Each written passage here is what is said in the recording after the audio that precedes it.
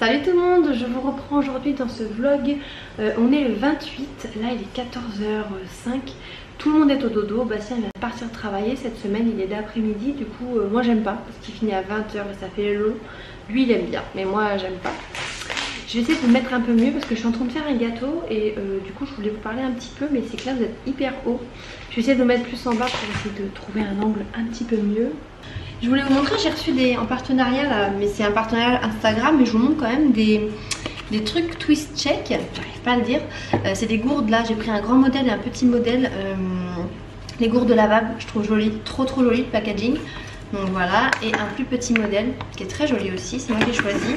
Et ça j'adore, donc ça c'est un verre, c'est plus pour Arthur. Alors par contre... voilà, faut y aller.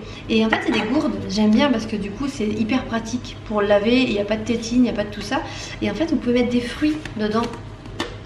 Parce que vous avez un petit... donc vous mettez par exemple vos fruits, votre eau. Vous mettez ça par dessus, ça retient les morceaux et tout. Ça fait comme des infusions et après vous mettez ça. C'est à partir de 12 mois. Et l'enfant il peut boire après comme ça. Je trouve ça génial. Donc voilà, moi je suis en train de faire un gâteau tant tout le monde est au dodo.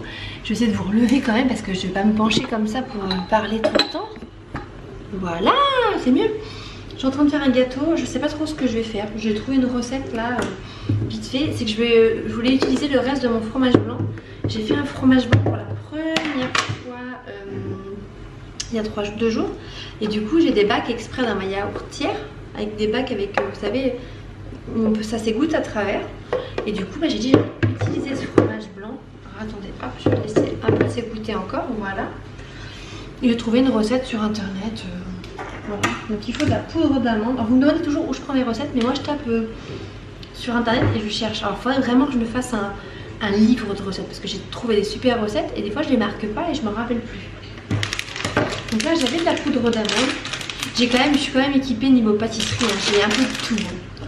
J'ai toujours plein de choses, j'ai toujours des amandes, j'ai toujours des noisettes, j'ai toujours du chocolat, de la poudre d'amande.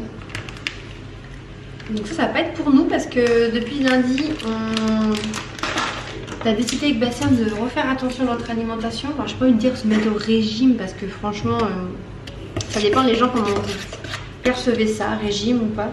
On fait attention, voilà, j'ai fait un menu équilibré de la semaine, un truc hyper bien. Mais en sorte qu'on n'ait pas faim non plus, hein, vous voyez ce que je veux dire. Du coup voilà. La poudre à lever, j'en ai. J'ai plusieurs styles de poudre à lever, mais je vais mettre celle-là. Ça s'appelle vraiment de la poudre à lever. J'ai trouvé ça au Auchan. Hop, je sais pas si vous allez voir, voilà. De la poudre à lever bio. Donc ça va le faire. Il m'en faut combien? 2 cuillères à café de poudre à lever. Oh, ça m'embête de... Je vais mettre le sachet, moi. Ça m'embête de laisser le sachet à moitié alors que... Voilà, moi je vais mettre un sachet. Hein. Voilà, ça ira très bien aussi. Hein.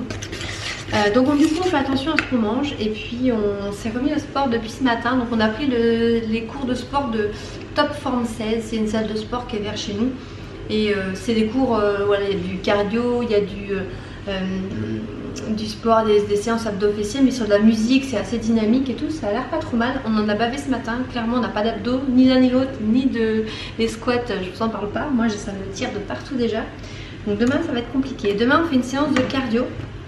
Donc là cette semaine on va le faire le matin parce que Bastien est d'après-midi. Et la semaine prochaine on fera de l'après-midi, on fera l'après-midi. Et les petits c'était à côté de nous, c'est pas pratique, hein. Au début c'était bien mignon, après ils nous montaient dessus, c'était... Mais bon, on a réussi ma foi, hein. Alors, mélanger la poudre à lever là avec un fouet, c'est plus efficace. Ouais, moi j'ai pris une cuillère moi, parce que je crois que mes fouets sont tous au lavage. Du coup ce matin on a un entrepreneur, un maçon, pas un maçon, un artisan on va dire, qui est venu, je sais pas trop c'est quoi son truc, mais pour faire le devis de la fameuse extension de la maison qu'on veut faire. Alors je sais pas si vous aurez vu la vidéo en fait sur la... Je vous invite à aller voir, alors, je pense qu'elle sera en ligne avant ce vlog. La vidéo c'est la vidéo bilan des 2 ans de la rénovation de la maison, où on en est, c'est une FAQ qu'on avait fait. Et du coup on en parle dedans de cette extension brièvement. On n'en parle pas plus que ça parce que tant que c'est pas, tant qu'on n'a pas le devis, on ne sait pas si on va le faire ou pas. On espère vraiment pouvoir le faire financièrement, mais on attend les devis. Donc là on a fait faire un premier devis, mais on va essayer cet après-midi d'appeler d'autres personnes pour avoir au moins 3 devis. Moi je dis qu'il faut au moins 3 ou 4 devis pour être sûr vraiment, voir si vraiment tous les prix se rejoignent et s'il y a des grosses différences, pourquoi. Du coup on attend que ce monsieur nous renvoie le devis, savoir si on le fait. Si on le fait, c'est un truc de fou franchement. Ça va faire vraiment une pièce de vie de malade, et si on le fait c'est un gros chantier, hein. Il nous a dit à peu près pour... Ça dépend ce qu'ils font, est-ce que Bastien va faire ce que Bastien va faire, si on peut tout faire, si financièrement ça passe et qu'on peut tout faire, on peut tout faire. Sinon bah, Bastien en fera une partie, mais il m'a dit que s'ils font tout, il y en a pour 2 mois de travaux, donc c'est pas rien non plus, hein. Donc, du coup voilà, on a hâte de savoir un peu à quelle sauce on va être mangé, comme on dit. Mais j'ai hâte, j'ai trop hâte. Allez, on va mettre le fromage blanc. Et franchement, il a une trop belle texture, mon fromage blanc. Je suis hyper contente. Et au niveau du goût, c'était parfait. Si vous me demandez, ma yaourtière, c'est une Continental Edison. Je l'avais trouvée sur Cdiscount. Alors moi, quand j'ai acheté il y a pas si longtemps, il y a 4 mois, elle était à 25 €. Là, j'ai été regarder, elle est montée à 35 €. Bon, voilà, c'est pas un gros investissement et elle est très bien. Et elle est fournie avec des bacs pour le fromage blanc. 2 bacs à fromage blanc. Ça donne ça pour l'instant. Je sais pas ce que ça va donner. J'adore, c'est pareil, bah du coup j'adore être à la maison pour faire mon pain moi-même, faire des gâteaux moi-même, faire des yaourts. Là d'avoir fait mon fromage blanc, c'était trop bien. Puis les garçons ils sont hyper, même Bastien il est hyper fier de moi. Là j'ai fait mes cookies l'autre jour, c'était trop beau. Bastien il dit mais c'est pas toi qui as fait ça, mais je dis si, au flocon d'avoine, mais je suis vraiment contente, j'adore ça, j'adore faire les trucs, je trouve que c'est pas, pour moi c'est pas du tout une corvée. Je ne vous ai pas montré, mais cet après-midi on a fait une petite activité après la sieste. On a fait des coloriages, regardez comme je me suis bien amusée à faire ça avec des petits pochoirs là, des pochoirs on va dire. Et on a fait des petits tam-tams avec les enfants. Donc en fait on a pris un rouleau de papier toilette. Maman, oui. Vas-y. On l'a fait, on a pris un rouleau de papier toilette, on a pris 3 bouteilles, on a coupé où il y avait le bouchon. Ouais, on a pris que le goulot là, vous savez, on a coupé, on l'a mis à l'envers. On l'a mis à l'envers dans le trou du... Tu vas prendre un pour montrer. Mais c'est que c'est un peu collant, on touche pas trop pour l'instant. Et du coup on a mis du papier journal et puis on a... J'espère que ça va sécher, que ça devrait être pas trop mal. Si c'est bon, demain on pourra les peindre. Et ça fera comme des petits tambours, des petits tam-tams en fait. Et Maëlle elle a pris un, parce qu'il y avait un serpent, je sais pas si vous voyez. Il y avait un serpent, on voit sa langue sur le côté dans le journal. Donc il a voulu le mettre dessus, parce que toi tu n'auras pas à peindre le dessus en fait. Ouais, il y a l'œil du serpent. Il y a juste à peindre le bas. Voilà. Du coup on a fait ça. J'ai eu envie de faire ça et pour les occuper un petit peu, parce qu'il faut les occuper. Donc voilà. Et du coup là c'est l'heure du bain. Donc j'avais acheté ça pour les enfants, des petits trucs à Lidl. Mais je vais vous montrer ce soir, je vous dis tout le temps que je donne un bain aux enfants et on n'a qu'une douche. Je vais vous montrer un petit peu l'installation très sommaire de camping qu'on a, vous allez voir. Donc voilà l'installation qu'on fait du coup pour le bain.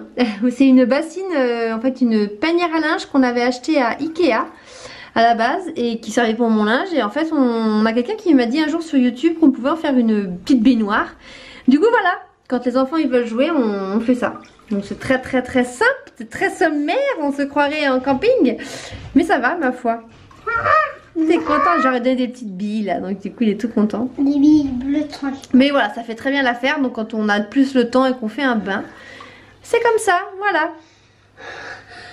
Salut tout le monde, j'espère que vous allez bien, je vous reprends, on est samedi, il est 12h45, on est très en retard parce que je reviens des courses. Vous voyez, il y a tout ça à ranger, du coup ça va être la course. Je voulais vous montrer, je suis passée à la jardinerie aujourd'hui, c'est ouvert chez nous les jardineries, mais c'est très contrôlé, hein.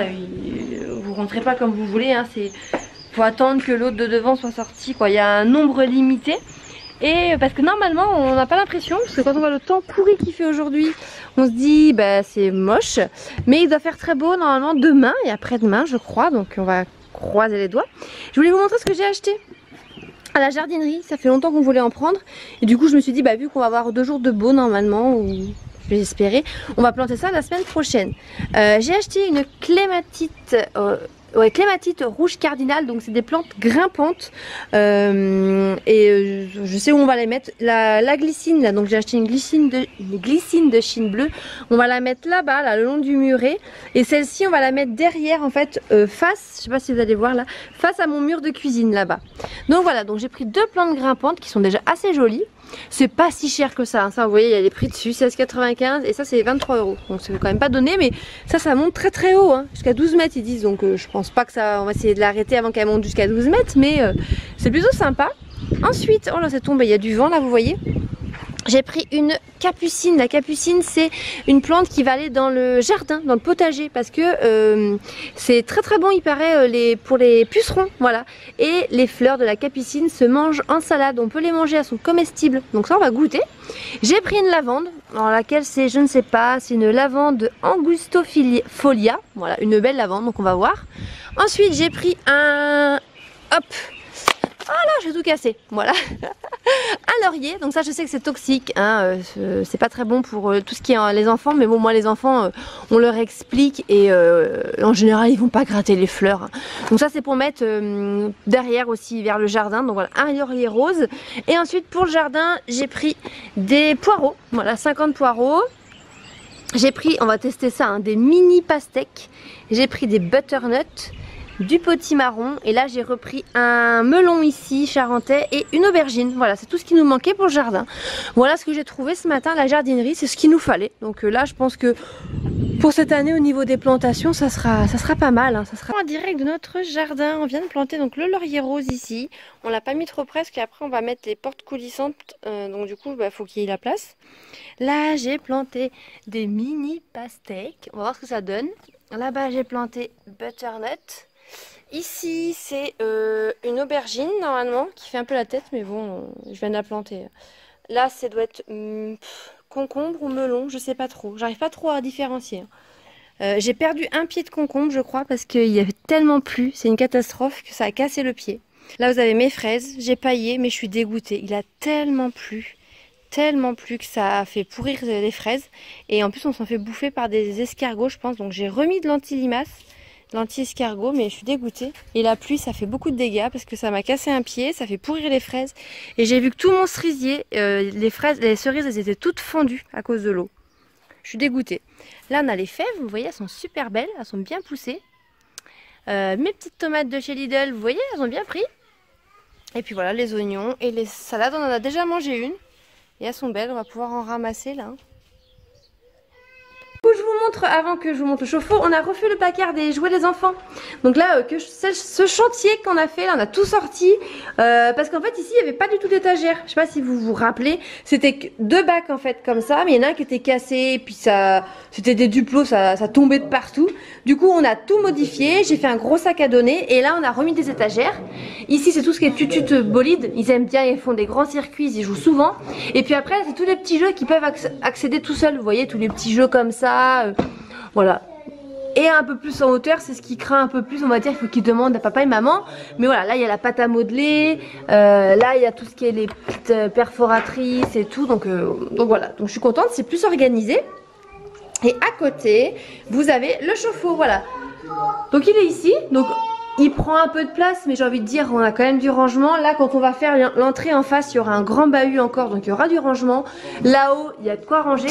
Et là, Bastien va faire une cloison, une étagère en fait, et il va refaire des étagères ici. Voilà, comme c'est, là, vous voyez. Et en bas, il y aura la petite penderie des enfants, toujours. Donc, il y a de quoi faire, hein.